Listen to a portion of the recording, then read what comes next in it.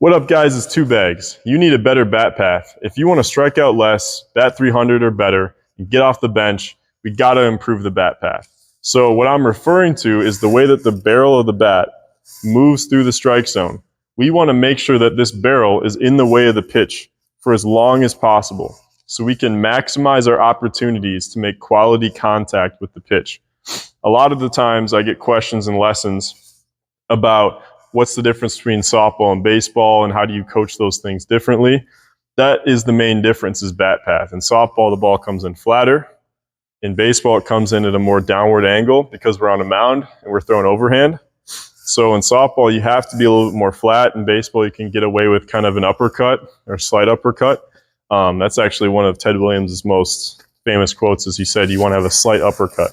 It kind of helps you get to the curveball a little bit better, and also the ball is just kind of coming down slightly, but there's a lot of nuances to that too, because obviously, like, my hands start here, I have to go down to get to the ball. So you're really swinging down and up. But that's the main difference between baseball and softball. Is baseball, at the end of your swing, you can kind of get away with swinging up slightly more. It's not like we want to do it too much, because that can affect how you hit when you're early, but we want to make sure that we're pretty much in the way of the ball, regardless of what sport you're playing, whether it's softball or baseball. So in this video, I'm going to go over the most common ways that kids mess this up, or players mess this up. From what I see in lessons, I just did a camp today with our winter run baseball program. And I'm going to go through some of the stuff that I saw today, but also just what I see in general. And then we're going to give you some drills and tips to help fix all those issues. I think a lot of you guys are going to relate to this. You're going to see, okay, I do that sometimes, and then we'll give you some drills on how you can fix that. So first of all, in the beginning of the swing, so right when we get to launch, so right when I'm about to launch my swing, a lot of kids do a couple things. It's one of two things. They either go straight down, or they kind of dump the barrel way too much, and it causes them to come up. We want kind of like a curve path, like a Nike sign path to the ball. So we want our bat to turn, but we also want this bottom hand to kind of lead us and get in the zone quick. We don't want to like dump the barrel, because now when we're late, we're just going to get under it. But at the same time, we don't want to just chop straight down, because if we're late on it, then we're just going to hit ground balls and miss, right? So basically, here's the best way that you can make this optimal. Here's the best way that you can make sure you're in the way of the ball. When you get to your launch, make sure that you're stretched. So we've talked about this in previous videos, but you want your hands to go back and your front foot to go forward.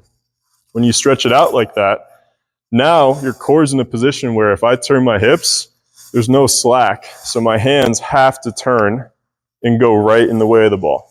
So if you get a really good stretch in your load and then you turn the back hip, your hands should automatically kind of turn like that Nike sign, and that'll fix the beginning of your bat path automatically. So if you're struggling with that, if you're a guy or girl who's kind of dumping, or you're just chopping down, make sure the stretch is good, because chances are, if the beginning of your swing has a really bad bat path, like if you're using blast motion or if you're just taking video and you notice you're doing one of those two things, you've got to make sure that there's no slack in the core. Because if it's loose, like if I don't pull back enough, now my hands can kind of do whatever they want to do. And for me, I kind of do the dump thing and then swing up. So you want to make sure that that core is tight and we stretch it out. So some good drills for that, I would just do the stretch drill. So start together, go up with the foot, kind of hover, and then stretch the hands away from your foot. The further we can get these hands back, the better. Don't be afraid of arm barring too much. It's not something you necessarily need to be concerned about too much. If you want more information on that, you can check out my other video on the arm bar. It's in the, should be one of my shorts, so you can check that out. And then during the swing, and this is where most kids kind of do pretty well, but it's really interesting when we look at blast motion. A lot of kids that have a strong top hand, so if I'm a righty, let's say, but I also just am a righty in general, like when I hit righty, I'm also just a righty thrower, and I write righty, I brush my teeth righty, whatever. A lot of times you're going to see on blast motion, there's a little wrinkle in the swing. It's like a little like hill in the middle of it. A lot of times it's because of the rollover. So in the middle of the swing, kids will let this top hand dominate, then the bat will kind of come around over the top of the ball and cause that little wrinkle in the swing. So how do we stop that? We got to get rid of the top hand dominance. You know, we need to make sure the bottom hand is leading the swing. So if my bottom hand leads the swing, my barrel should turn a lot more, and now my hand should be much more above my barrel, so I can go right through the middle of the ball and you won't see that little wrinkle. You'll reduce your ground balls a ton. If you're a hitter who in games, you take swings and you feel like you're seeing the ball really well and you're right on time, but for some reason you just keep hitting ground balls over and over, there's a good chance that you're either a righty that throws righty and hits righty, or you're a lefty that throws lefty and hits lefty, and your top hand is just dominating your swing, causing you to get that rollover. So how do we fix that? Do bottom hand swings as much as possible. So if I'm a righty, my left hand, I can choke up a little bit and just hit balls off the tee or off of flips with your bottom hand only. You can also use like a mini ball, or not a mini ball, a mini bat. And that'll help you a ton. Just make that bottom arm stronger, make it more dominant. It's really hard though if you're already like, your top hand's already the stronger one. So that's why we need to train it, okay?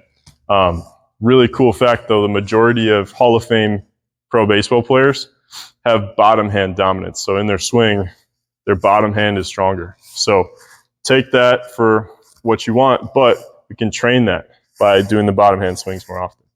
Now at the end of the swing, this is really common. I don't really see a lot of kids like go down at the end of the swing. That's kind of a move that doesn't happen a ton, but what we see is when they get to the end, they come up a lot. So they come up and out of the strike zone. So this, we want to work on extension. The best drill that I use is the stick drill, so we just swing sticks. And the reason we do that is because the momentum of it just makes the bat go right through the middle of the ball, okay? But basically what I'm talking about is when kids start to get to their extension, where their arms start to get longer, their bat starts to come up. And sometimes that can be because of top hand dominance. Like if my top hand's really strong and I roll over, now as I start to roll over, see if my top hand kind of flips my bat up, you know? So that's one thing to look out for, is if we just keep doing the bottom hand swings, we probably will fix that extension a little bit. Another thing I really like to do is hit like a tire, or like we have like one of those football dummies over there. I don't know if you can see it in the camera, but we'll like have someone hold it, then a kid will hit it and try to push their bat through that immovable force, you know? So like you can't move the dummy, the kid's trying to push through it.